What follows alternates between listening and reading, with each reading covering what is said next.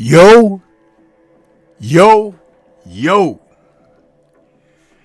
What's good? What's good? It's Stormy B Man, and I am back.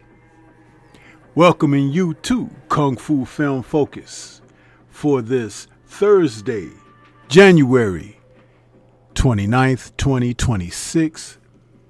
This evening, we are covering a film that is a classic from the genre, a rare film, because it is very hard to find this film on video. And when you do find it, it's a really trashy print of the film.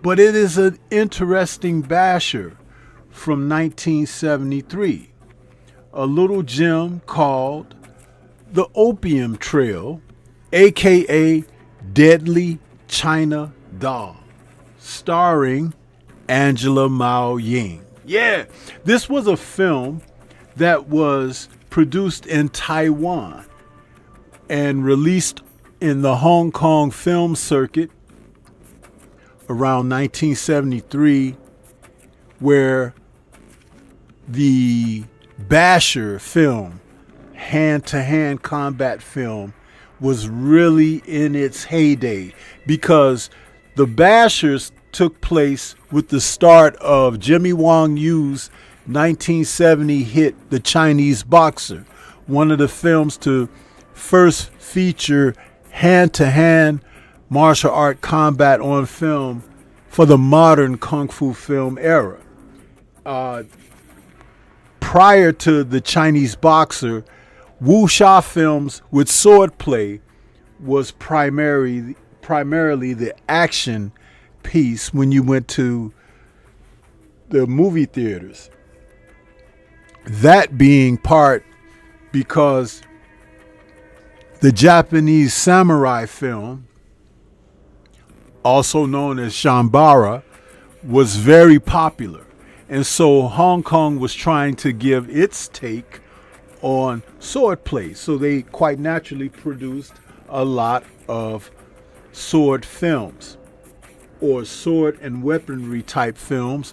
And that genre held tight until Jimmy Wong Yu brainstormed the idea of let's just make movies about real fighting, karate and kung fu, typically Chinese against Japanese. And that genre became very popular. So the Opium Trail, as I said, released in 1973, is a film that came right through the pipeline of these other films of that era and was somewhat popular due to the players, those who starred in the film, as well as the films that preceded it.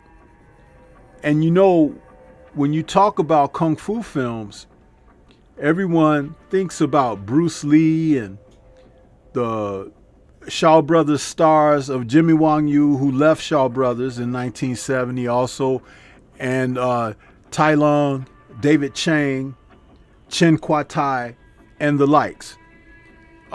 These films were typically under 90 minutes and gave audiences the blood and guts type action that they craved. Lots of blood from these films.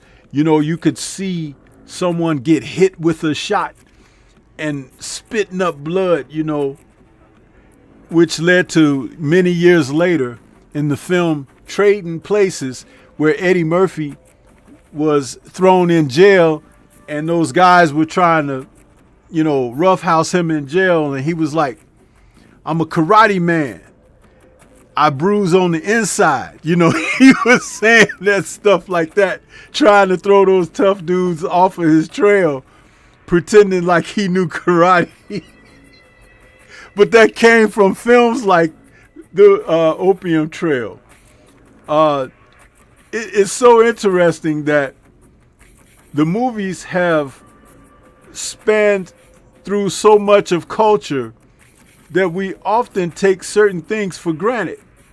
And that's one of the things, like me being able to recall that from the film Trading Places. It just goes to show that I recognize what was prominent in these films. So that's what we're talking about this evening, man. And welcome everybody out there. I'm wearing my Golden Harvest t-shirt. Golden Harvest Studios. That's the studio that produced this film, really, Raymond Chow, though his name is not on it because there's a foreigner's name on it. But Golden Harvest funded this film.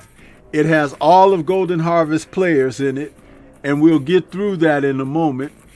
But this is the original theatrical poster for the film, The Deadly China Doll.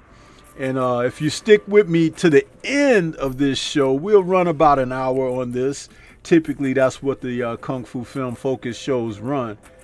I'll have a little treat for you. I just can't show it to you early. I have to wait to the end, you know what I'm saying? Because, you know, them folks, they out there, huh? But yeah, so, I mean, how many of you guys know Angela Mao, huh? She was very popular in the early 70s. And her films, she would later find out after she retired. Let me put it in proper order. She married, retired, and moved to the U.S. in the early 80s. And when she moved to the U.S., she found out that she was well known outside of Hong Kong. Walking down a New York street or a New Jersey street, people would run up to her. Excuse me, aren't you Angela Mao? Aren't you Angela Mao? And she was like, oh, where are these strange people coming from? You know, she's a little slight Chinese Taiwan woman, and she didn't know that these people should know who she was, but they knew her from the early 70s with all of the Kung Fu films that she starred in. Primarily from Golden Harvest Studios, and then later in the mid to late 70s, she would make independent films for Taiwan and other independent studios that wanted to still use her star power in their productions. But it was her days in Golden Harvest who really made her an actress and star. And Raymond Chow, the producer and owner of the studio, never let her know her worth. When she starred in their films and they were released internationally, primarily in the U.S., there was so much fanfare and box office, like her film Deep Thrust. That film, Lady Kung Fu, is the other title for it. It made $5 million in the U.S. That's a lot of money for Hong Kong, you guys. And Golden Harvest reaped, I should say, excuse me, not trying to use the improper term. They reaped the benefits of that, having her films play internationally. But back then, the actors and actresses, they didn't have a say-so in, getting proceeds off of the films. Raymond Chow, who used to formerly be Run Run Shaw's right-hand man at Shaw Brothers Studios, when he set up Golden Harvest Studios in 1970, he took some contracted players from Shaw Brothers where their contracts were coming to an end. He took some of those people with him when he jumped ship to found Golden Harvest Studios. And he took certain actors and actresses who had Peking Opera School training, like Angela Mao, and he hired them to star in these action films that were swordplay, wuxia films, and later kung fu films. So Angela, who had that opera background, Taiwan born and raised and schooled, she was an athlete. She could do acrobatics. She could work with weapons. She really knew martial arts. And though she was a very slight woman, a lot like Polly Kwang Chung Ling Feng, she and Angela Mao were two of the top women in martial art films. Polly Kwang Ling Feng, she was so good that most of her roles, she wasn't even playing a female. She was playing like a male. Because a lot of people don't know, when the martial art films started in the 30s and going all the way through the Wong Fei Hung films played by Quan Ta King and other swordplay films and Chinese opera films, female actresses and actors were of note. There weren't a lot of men in the productions. In fact, starring in these films, it was like lowly thought of for men to play in these films. So women would play dual roles. They would play a female and they would play the male. And it was all about how the hair was styled and the particular type of clothing that a warrior or a swordsman would be wearing.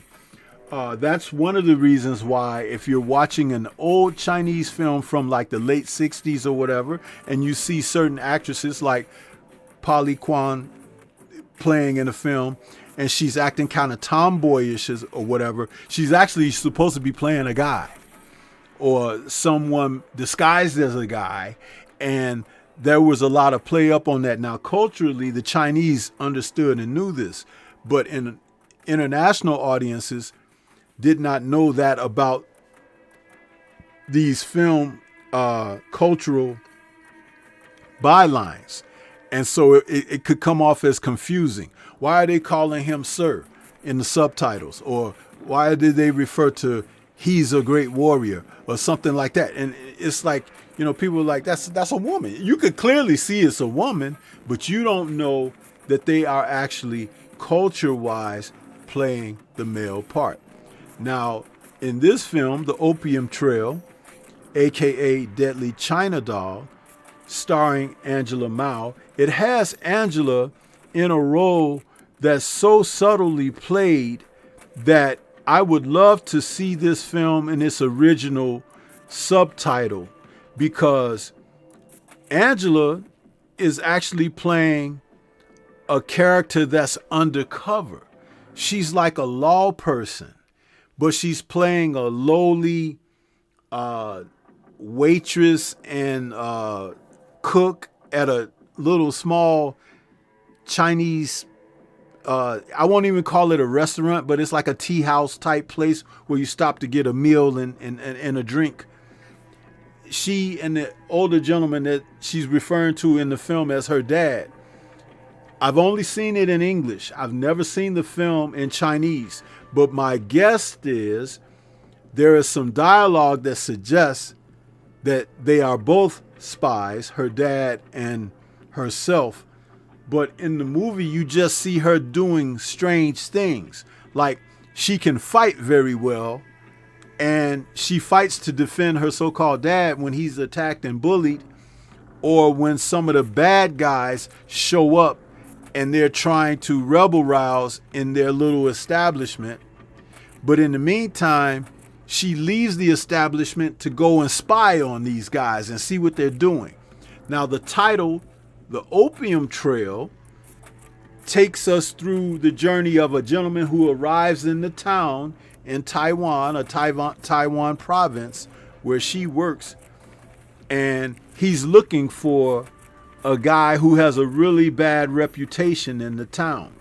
And that gentleman that comes is an actor by the name of Yoon E-bong. Now, Yoon E-bong is an actor in this film that we find out early on he's not a good guy, but he's looking for the town's bad guy.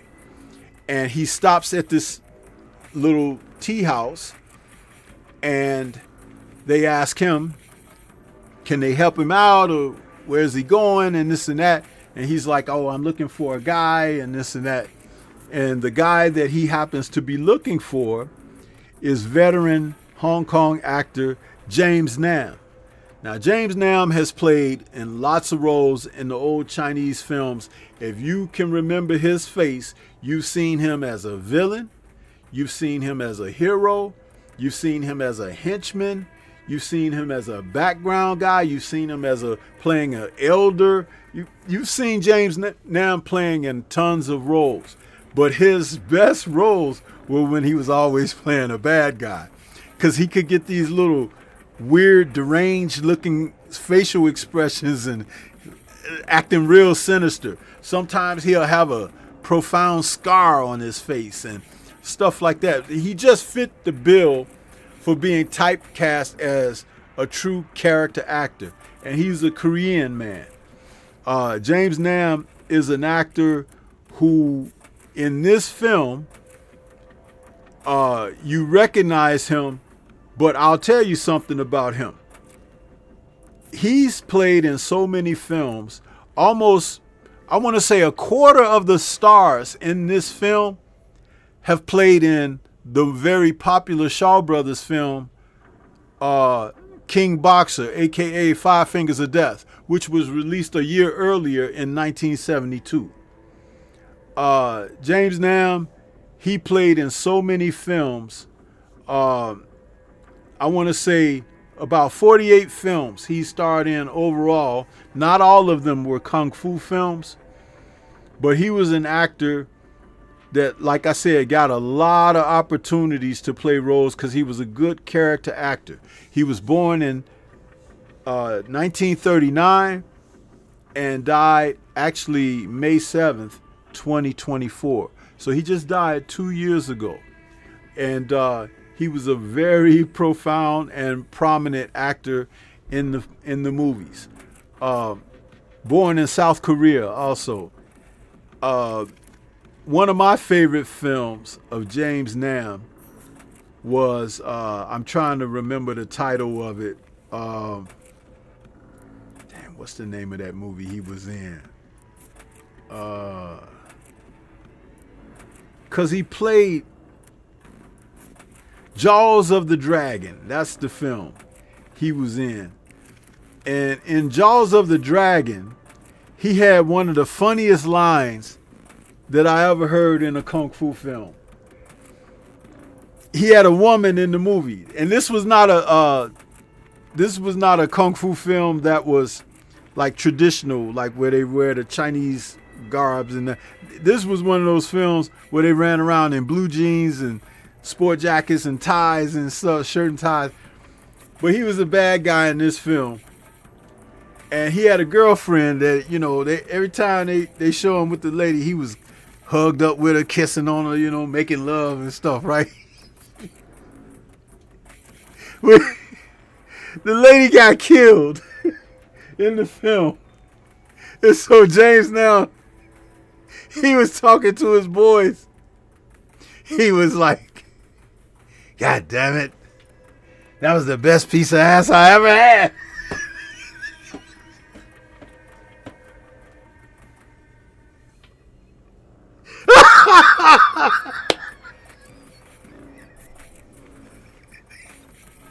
Listen, you guys. That movie had me rolling. Because the dubbing, you know, I would have liked to see what he had to say in Chinese. But that was in the English dub. Man, I fell out when I heard that. Dude was mad he lost his woman. That was like one of the biggest compliments that a female Hong Kong actress could get in a movie when her character get killed off. He wanted to stop everything. His drug deals and everything. God damn it. That was the best piece of ass I ever had.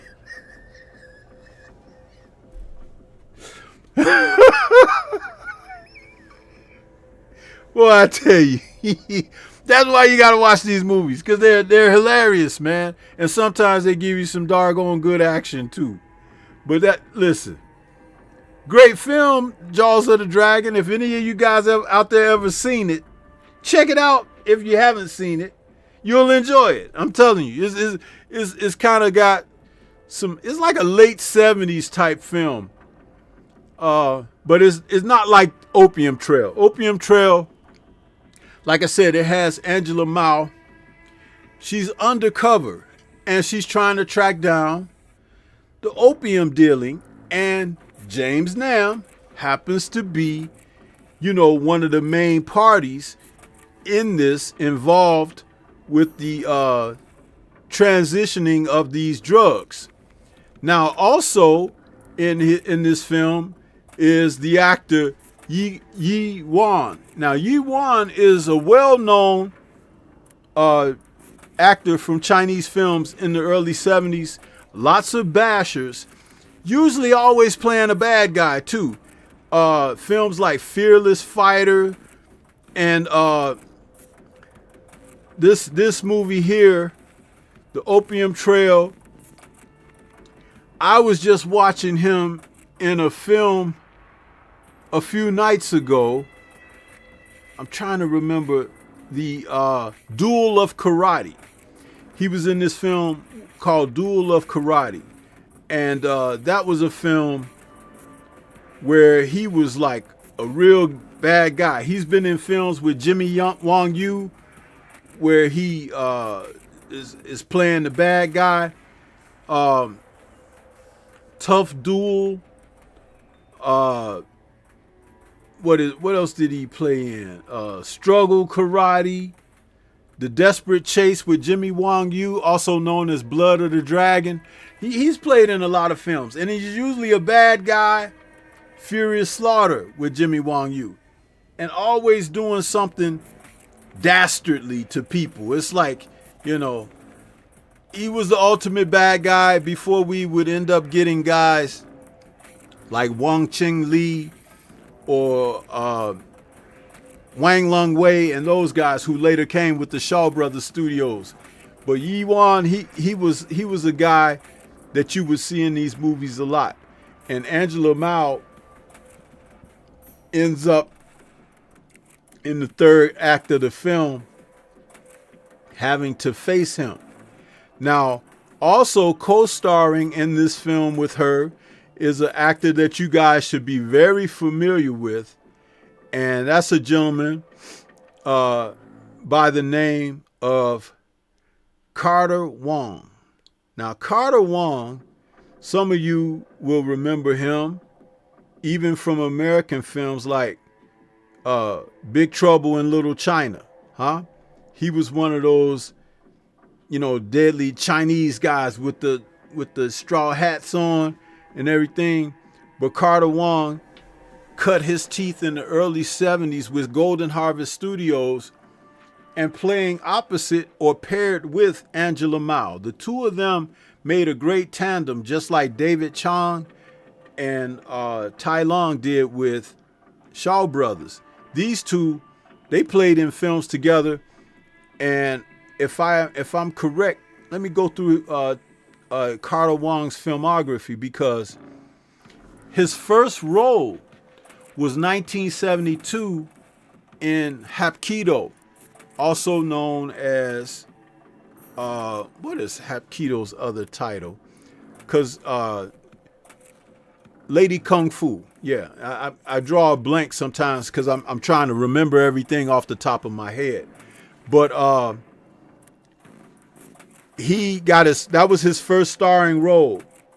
But then later, he joined Angela Mao at Golden Harvest, and he starred in films like The Back Alley Princess, When Taekwondo Strikes, and this film, The Opium Trail.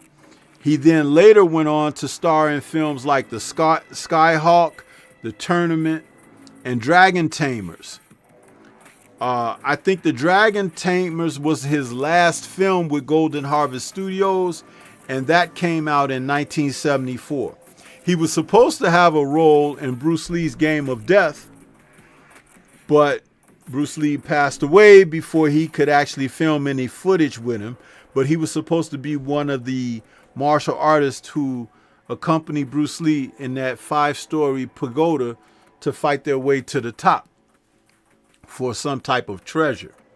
So Carter Wong was definitely a guy that was in demand in the early 70s, particularly with Golden Harvest Studios.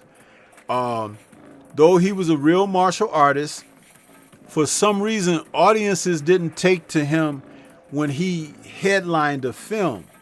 So what would happen is he would play strong supporting roles, and one of his most famous roles was a role that he played in, let me just say, 2 films. Marco Polo, which was in 1975, also known as The Four Assassins, with Shaw Brothers Studios. Now, Marco Polo, he only has a supporting role player in that film, but his role is very memorable because he's fighting off the armies of the Mings, and he sacrifices his life for others. Now, he's most popularly known for his role in The 18 Bronzemen. The 18 Bronzemen came out in 1976, and it was immediately followed up with a sequel called The Return of the 18 Bronzemen, and then a spin-off off of that film, The 8 Masters and Shaolin Death Squad, which those films came out in 1976. So Carter Wong was very popular, you guys. And one of my favorite films of his was when he played in Born Invincible. And that was in 1978, a Taiwan production where he played one of the white eyebrows master with the gold bell kung fu, meaning the hard skin. You couldn't penetrate his skin. You had to find out where his weak spot was. Born Invincible. Carter Wong was really good in that, and that was a very popular film for him. So let's just say that, everyone that played in this film with Angela was someone that you knew from other films. But like I said, she and Carter Wong paired well in films together. In fact, just to mention one more time, the films that he starred in with her, Hapkido, aka Lady Kung Fu. This film, The Opium Trail, When Taekwondo Strikes. I'm trying to think. Angela wasn't in The Skyhawk, but The Tournament from 1974. Yeah, and The Association from 1975. So he worked with Golden Harvest up to 1975. So those films he starred in with Angela were all very successful films. So yeah, those two were a great duo for Golden Harvest for as long as they were able to keep the films going successfully. Now, I mentioned to you that there was a producer for this film that was not Raymond Chow, Andrew G. Vanya, who was anxiously looking to cash in as a producer and fund films in the early 70s. He had seen the craze of Kung Fu films, and he came to Golden Harvest Studio to, get with Raymond Chow. And he wanted to make Kung Fu films and produce them, but he was only able to produce one film in Hong Kong, and that was The Opium Trail for Golden Harvest. So it was like Raymond set him up to achieve his dream.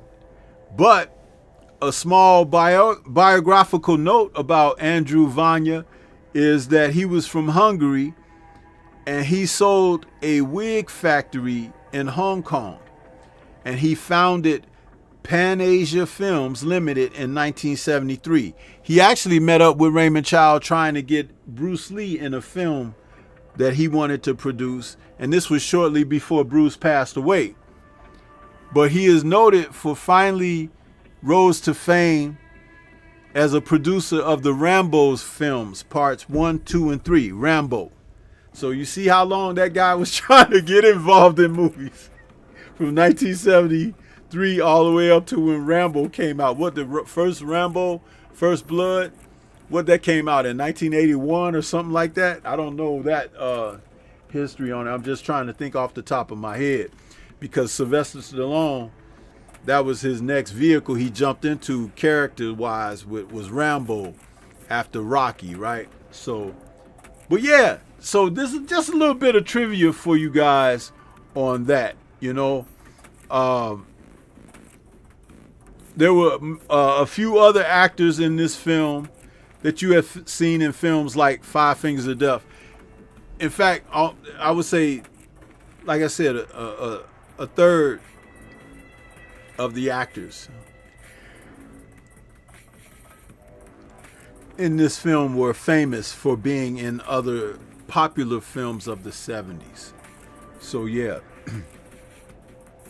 The fight scenes in The Opium Trail are pretty basic, nothing outstanding, but for the early 70s, like this, the 1973,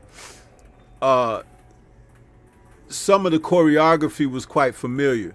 Now, there was a guy in particular who was the choreographer of this film.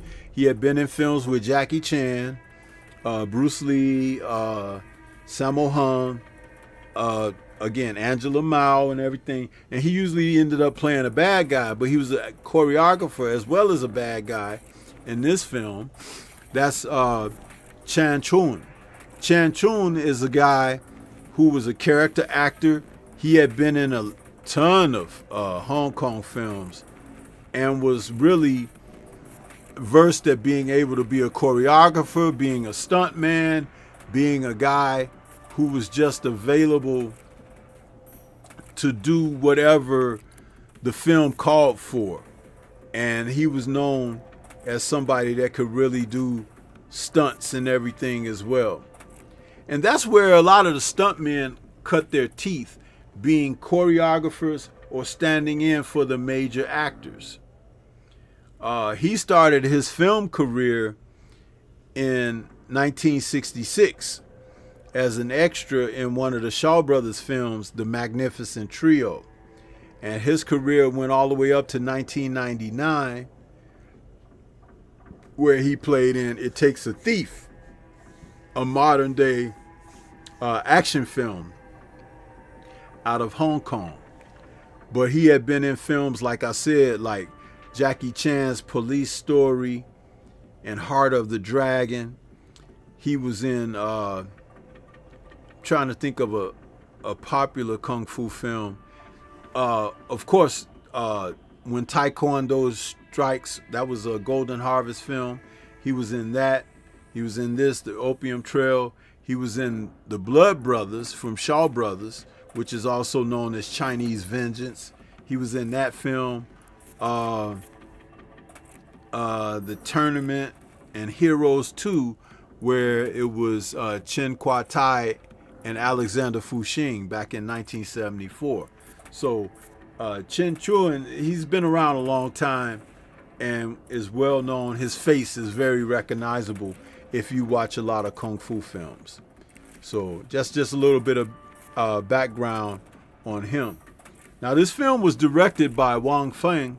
Wang Feng was a director who directed a lot of Angela Mao's films, and he was a very good director for Golden Harvest, even better than Lo Wei, who was noted for directing Bruce Lee's first two films with Golden Harvest, Fists of Fury and The Big Boss.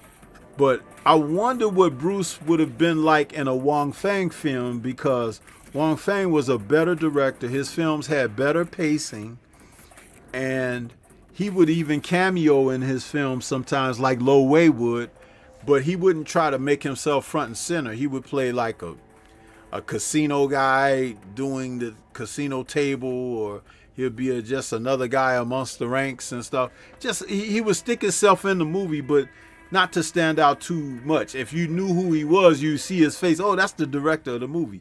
But Lo Wei used to try to give himself a prominent role in his films. He would like, I'm the inspector, like when in Fist of Fury, when Bruce Lee was wiping out the Japanese and he came to the school with his two policemen. He was the chief inspector.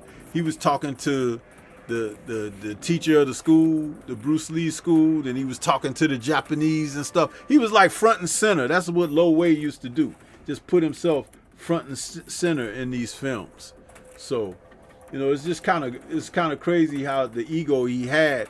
And Bruce Lee had an ego too, and they clashed a lot, which is why they didn't make more than 2 films together. Bruce Lee didn't like Lo Wei very well at all.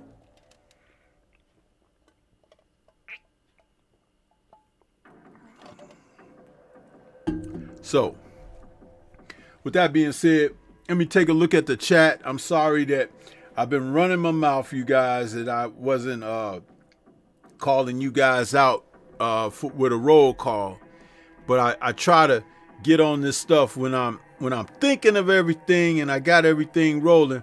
But I want to acknowledge we had Ratchet Since 91 out there first and foremost in the chat, and salute to Columbia, who posted my links for me out there. Thank you so much there, Columbia. Appreciate that assistance. Universal Truth is in the building as well. Shogun 76, the Shogun of Harlem, is in the building. What's happening with you, brother? Good to see you out there. Adrian Vent is back with us. And the real Shelton, Mr. Shelton, is out there as well, checking us out, man. Appreciate you, Mr. Shelton, being in the building. Night Train in the building saying, peace, Stormy. I dug Angela Mao. Wasn't she in When Taekwondo Strikes? Absolutely, bro. Absolutely. She was in there. That was, and I've already said it because I was talking and I wasn't really looking at the chat while I was talking. So, yes, but Angela was in When Taekwondo Strikes.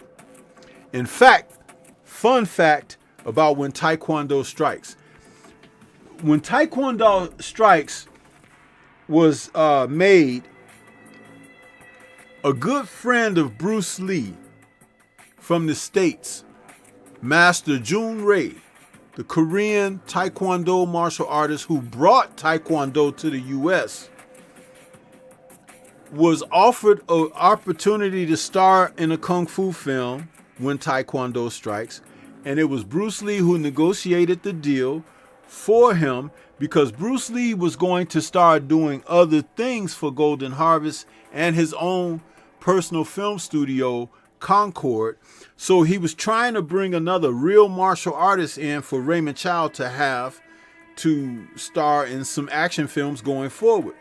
Now, Master Ray, as he was known, was a slight man. He's kind of short, but he was an excellent martial artist. Some of the best kicks that you would ever see a guy do. And when Taekwondo Strikes was written, it was written as a vehicle for him. But Bruce Lee negotiated the contract for him and everything, and Raymond Chow put him in the film, and he was supposed to star as the lead in the film. But because he was an unknown, Raymond Chow didn't want to be he didn't want Master Ray to be the lead, so he wanted Angela Mao to be the lead, because if she were the lead, it was a certain amount of guaranteed box office. Remember, I was talking about the success that her films were having? So when Bruce Lee died, they made Angela the lead and made Master Ray the co-star, even though his role in the film was very prominent as well. Now, I think the film was, it was directed by Wang Feng as well.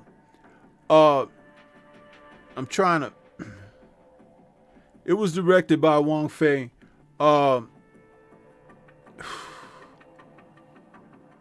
on. I'm trying to get my facts straight. Yeah, when Master Ray was given a call by Bruce Lee, there's actually images of Bruce Lee on the set of When Taekwondo Strikes, with his shirt off and flexing his muscles and stuff. He negotiated that deal for Master Ray. Master Ray was supposed to be the star of that film, but Bruce Lee died before the film got released. But Master Ray got a call from Bruce Lee several days before he died and was telling him, your film is all edited and ready to go. And, you're going to be the star and everything, blah, blah, blah. Bruce Lee died. When the film got released, the credits got switched around and stuff. And Master Ray got cheated out of being the star of the film.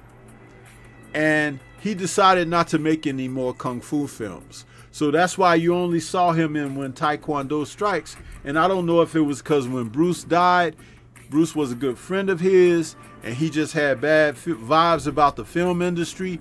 I don't know if he's ever even done an interview talking about that, but I have that information due to having read some biography material on Bruce Lee. That's why I was able to share that little bit of tidbit with you guys.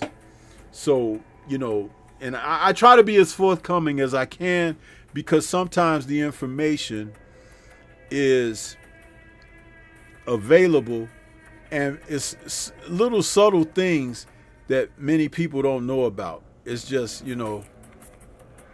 but that was Master Ray's first and only film. And he passed away April 30th, 2018. They used to call him the father of Taekwondo. One of the best martial artists that came through in America. And he worked with Bruce Lee. And when I say worked with, I mean they trained together in the 60s with martial arts. It was Bruce Lee, Master Ray, Chuck Norris, who all worked together and traded information about their martial prowess amongst each other. So that's what's up with that. You guys, I try to tell you, there's so much I know about the industry, the films and everything. Salute to my brother, Black Martial Arts Society in the building. What's happening with you, man? I see you out there. We got Shogun says, remember what he said? Listen, I think he should be mine. What's that, Shogun? What you saying?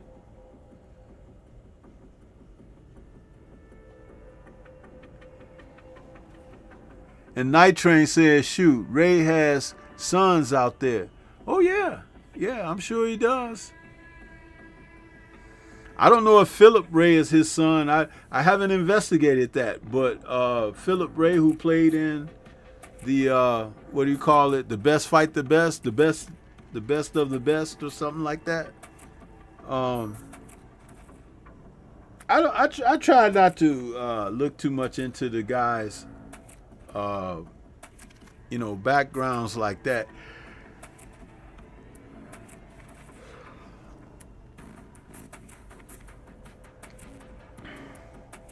Oh, you talking about Born Invincible? Okay, yeah, I was talking about that a little while ago. I told you I caught up to the chat a little late because I was talking so much. But yeah, Mr.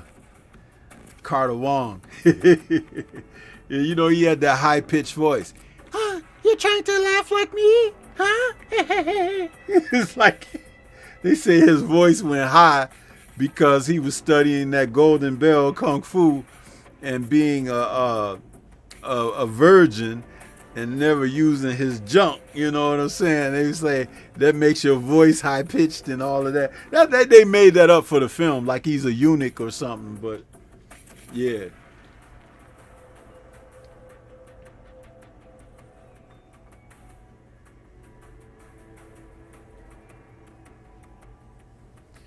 man, this hour's almost up already. I just been talking, guys. It's like I told you, and salute to Columbia out there, because I know Columbia's been waiting for me to do another Kung Fu Film Focus, and I promised that I would be back after this show got delayed a couple of times to come back and talk about these films. I try to, and listen, guys, I will be doing some more Shaw Brothers material, but I like to talk about the independent films or the lesser known films first, because it's easy to talk about the Shaw Brothers. Everybody know the Shaw Brothers films. And if you don't know all the films, you know the actors who've been in them because they've been in so many. They made almost 1,000 movies that were action and kung fu. So they dominated the circuit too, Shaw Brothers. They dominated. But in the late 70s and early 80s, Golden Harvest took over. Yep.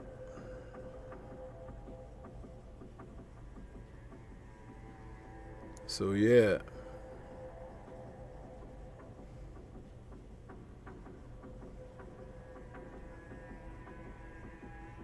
Anybody got any questions about this? Any questions?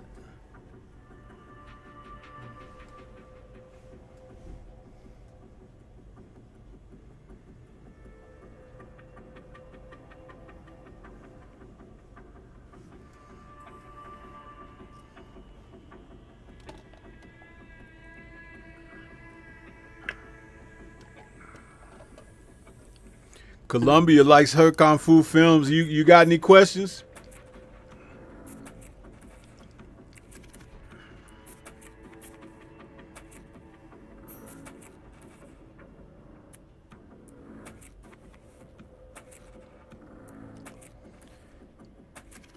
Black Martial Arts Society says, sorry I came in late. No, you ain't sorry. You just getting that F plus today. That's all. Huh? Coming in late.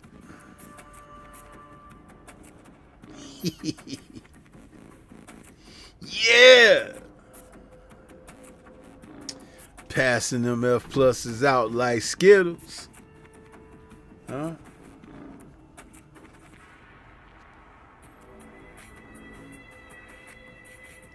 I see Jamal Davis is the only one that was over there on the Rumble this evening.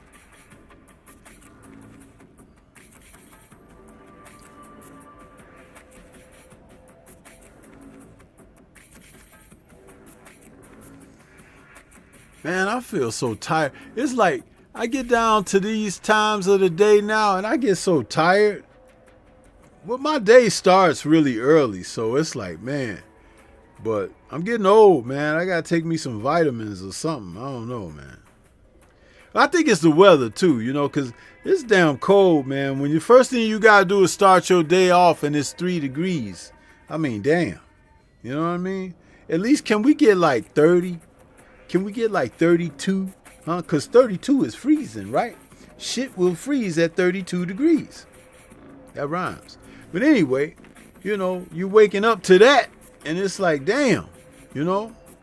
Shit. You wake up, you leave for work, the sun ain't up. You get off work, before you get home, the sun is going down. What the hell?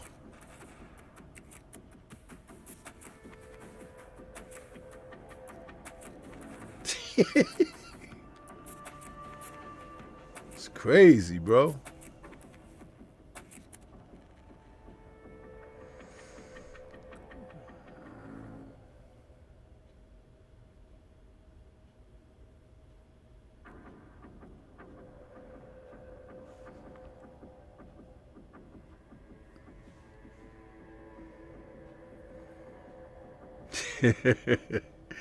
Black Martial Arts Society says, Stormy Bars, man. Yeah. Hey, man, it ain't freezing in Florida. Don't you dare tell that tale. Yeah, I don't want to hear it. Just because your temperature go below 70, it ain't freezing. Huh? Don't you even tell that tale. Man, let me tell you a real temperature. Right now, on my laptop, it says outside is 10 degrees right now. Can you say that? Can you say that? It says 10 degrees outside right now. When I left out for work this morning, it was 3 degrees. Huh? You talking about it's freezing. What's freezing for you? 68? Man, if you don't get out of here.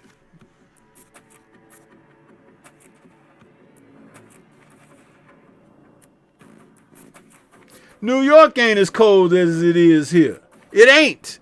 And I don't want to hear nobody try to say it is. Because it ain't. Huh? This Midwest cold be kicking like Wang Jing Lee. Huh?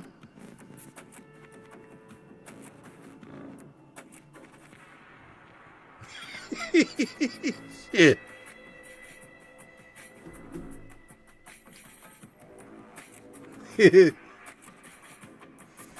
Yeah. Anyway, I told you guys I'll have a little surprise for you here before we get ready to wrap things up. You know? So, let me see if I can get this together for you.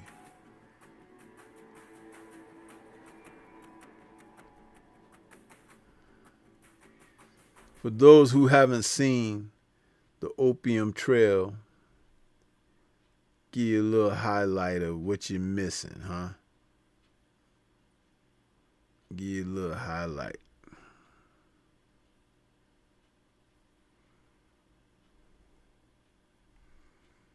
Eyes on the screen. Meet Angela Mao Ying, a new kind of woman, a black belt karate champion.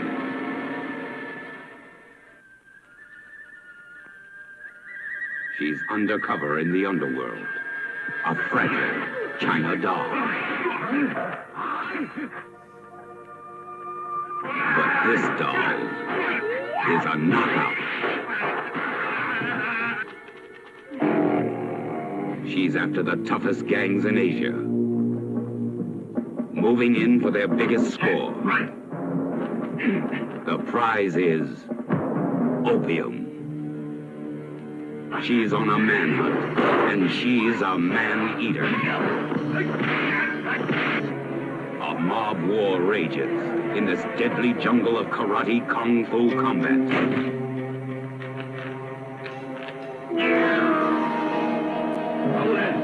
This is my territory. They use deadly sticks and deadly kicks. Now, I need your help, and urgently. Only one man is good enough to fight with her. Now you tell your boss that I'm here and looking for him.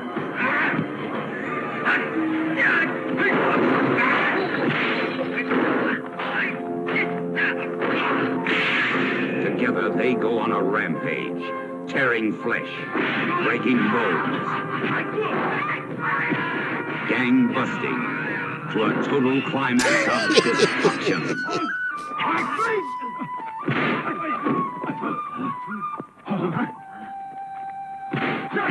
Let's go. The man who gave you deep thrust and the hand of death presents the stars of the fearless fighter. Deep thrust, 5 fingers of death. All this, plus Angela Mao Ying, the deadly China doll. Yeah! Man, let me tell you something. I love those sound effects from the 70s, man.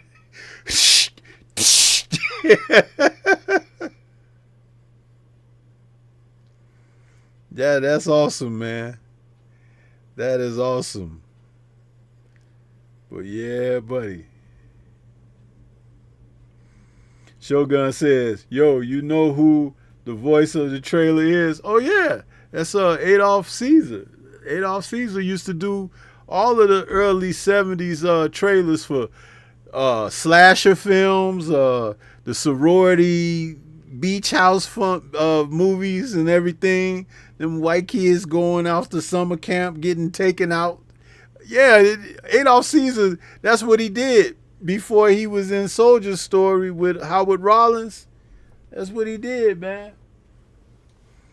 Yep. Yeah, the most famous narrating voice for movie trailers. I'm surprised he did so many of them. And he did kung fu films too. It was like he just did movie trailers, Bruce Lee films, everything. That dude was... He had a very nice voice for that, though. You know, his voice was very... It was particular. When you heard it, you knew it was him, you know? Yeah. Yeah. How you gonna ask me that, man? I'm older than you. You gonna ask me, do I know who that is? You know I know who it is. Do you know who it is? Yeah, shoot. Mm-hmm. Shoot. Yeah, buddy.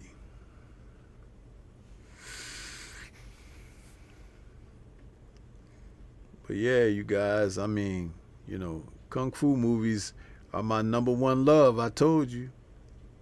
You know, boxing has taken us backseat to kung fu movies as far as I'm concerned, because, you know, the boxers, they don't want to get in the ring and fight each other, man. It's like they playing around all the time. You know, these dudes they soft, man. They don't want to do nothing. They just, you know, chumps. I don't listen to no chumps.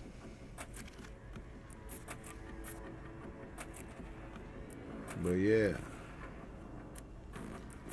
But it's funny, man. That hour went past so fast. Did y'all enjoy this Kung Fu Film Focus? You know, give me a thumbs up in the chat if you enjoyed it, man. If you didn't enjoy it, give me a thumbs down, you know. Because I'm still working. I'm still trying to get it straight for you guys.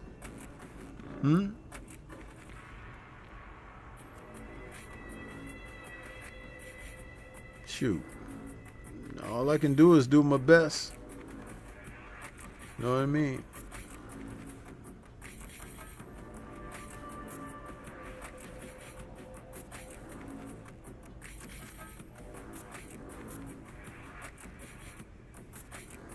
Look at Ratchet. He's still out there. I thought you was gone. He's still out there hanging in there.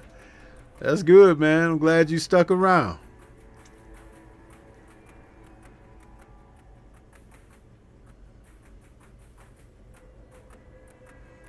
Yeah.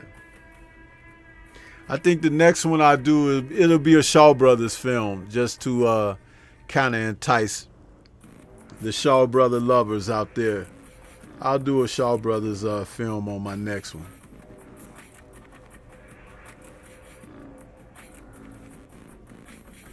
So